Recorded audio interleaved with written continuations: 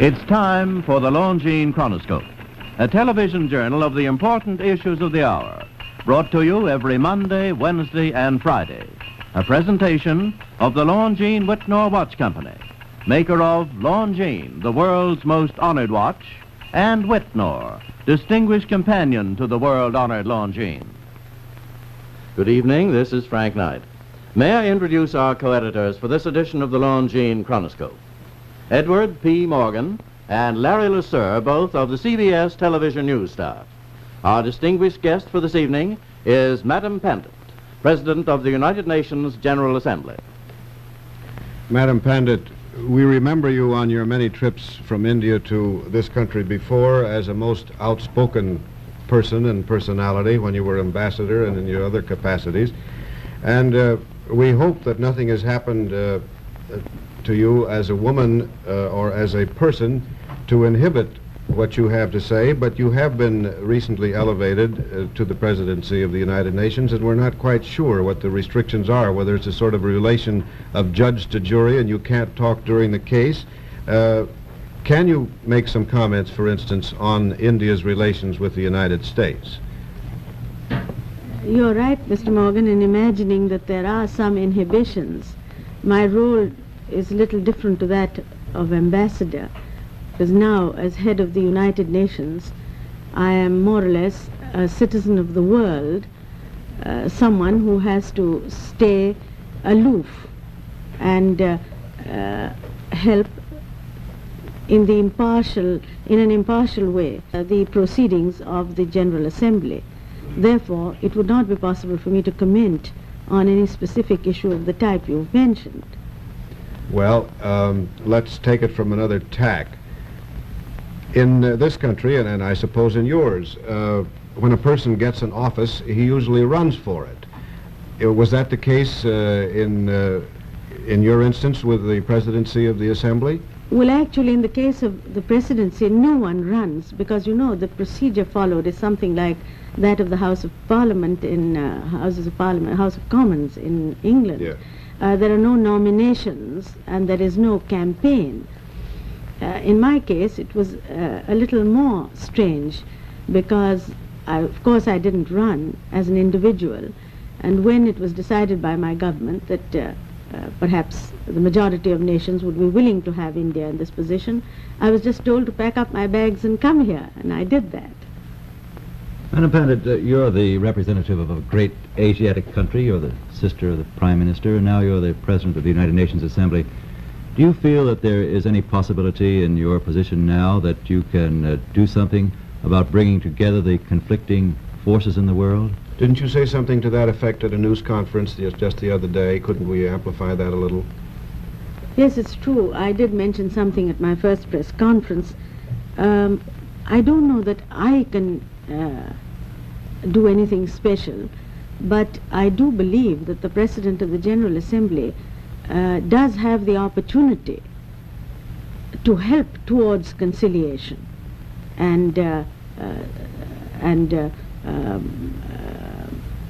how shall I put it, of lessening a gulf that might exist. Well, would you want to be asked, or do you actually have any plans of your own? No, I don't have any plans for two reasons. One is that in a case like this, as the situation develops, the plan emerges. And in any case, it would have to be other people who would ask me to intervene. It would not be the President who would intervene in a situation with any sort of a suggestion or proposal. Well, but you would hold yourself in readiness if you were asked to surely intervene, such surely, as yes. Berlin blockade. Madam Pandit, how does the world situation look to you today? Is it more or less tense than it was before the armistice in Korea? I would say it's much less tense today. In fact, a few days ago, one had almost a feeling that the tension might die out. Unfortunately, that hope has not been fulfilled, but even so, the tension today is very much less than it has been during the past 2 or 3 years. Are you thinking of any specific developments that caused it to turn a little for the worse in the past few days? Well, I'm merely thinking in terms of of the Korean Political Conference, which is not yet functioning. Madam Pandit, may I ask you a rather pointed question? Do you think that your presidency as a representative of India will have any impact should the question of Korea be discussed at the United Nations?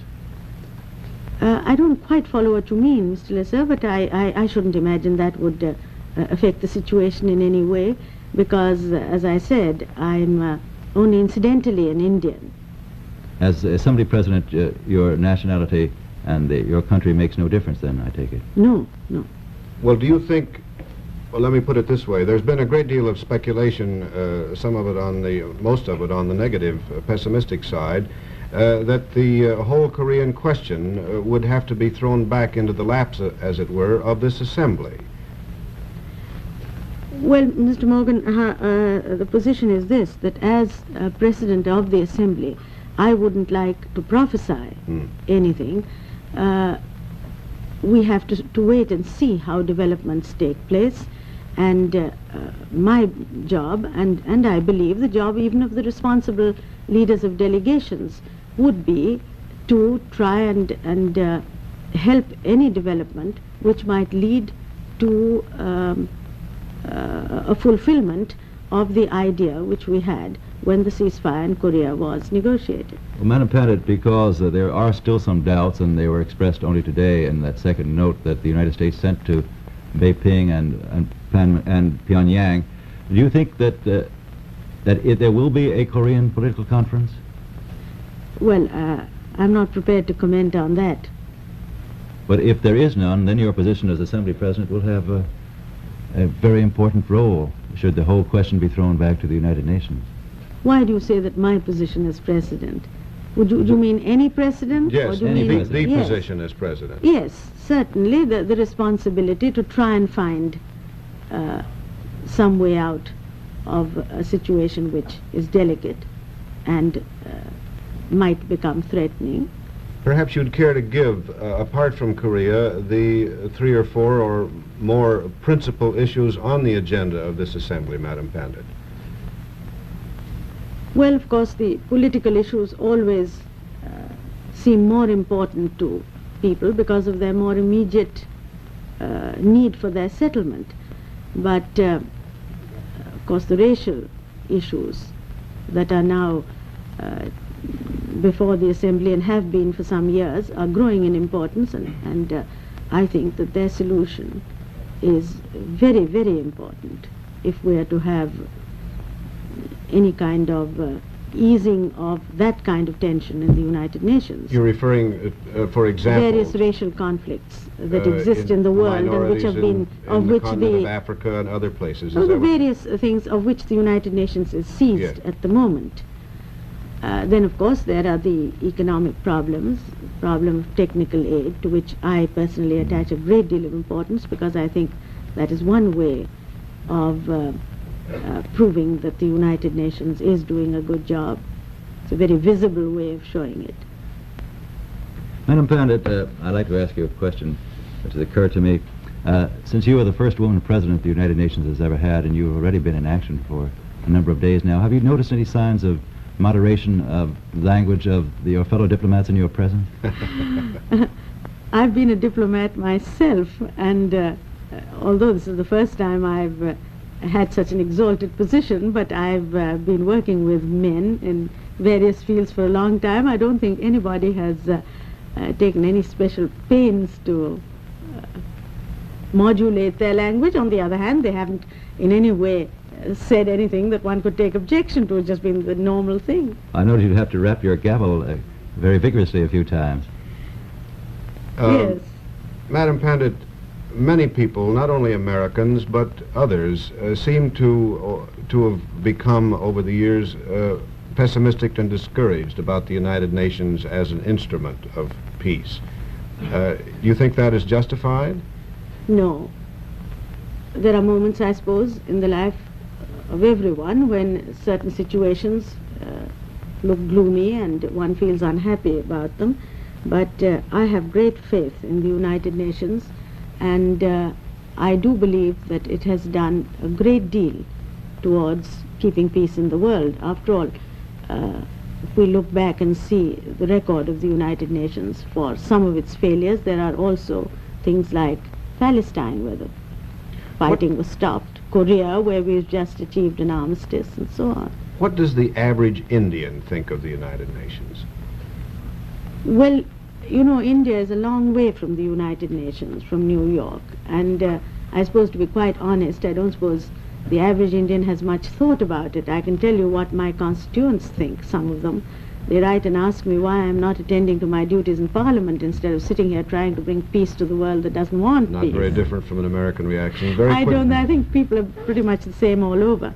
But by and large, there's an increasing understanding of the fact that the UN is doing a big job in maintaining the status quo, even if it's doing nothing else. At least there's no shooting war. Do you think that, as an Indian, that Asia is emerging as a third force between these two conflicting ideologies in the world? Well, I don't know about, I wouldn't put it that way. I'd say certainly Asia is emerging as a third force, a third force in the interests of peace. I don't know that she's so keen to emerge as a force between any two ideologies. Thank you very much, Madam Pandit. The opinions that you've heard our speakers express tonight have been entirely their own. The editorial board for this edition of the Longines Chronoscope was Edward P. Morgan and Larry Lusser. Our distinguished guest was Madam Pandit, President of the United Nations General Assembly.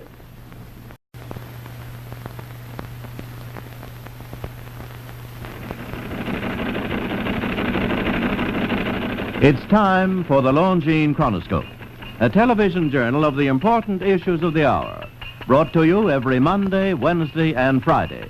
A presentation of the Longines... And you can't talk during the case. Can you make some comments, for instance, on India's relations with the United States? You're right, Mr. Morgan, in imagining that there are some inhibitions. My role is a little different to that of ambassador. Because now... Of the CBS television news staff. Our distinguished guest for this evening is Madam Pandit, President of the United Nations General Assembly. Madam Pandit, we remember you on your many trips from India to this country before as a most outspoken person and personality when you were ambassador and in your other capacities.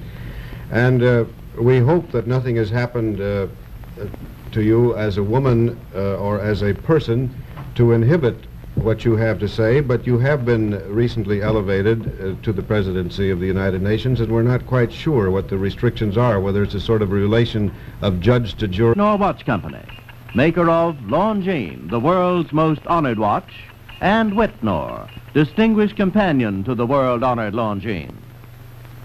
Good evening, this is Frank Knight. May I introduce our co-editors for this edition of the Longines Chronoscope.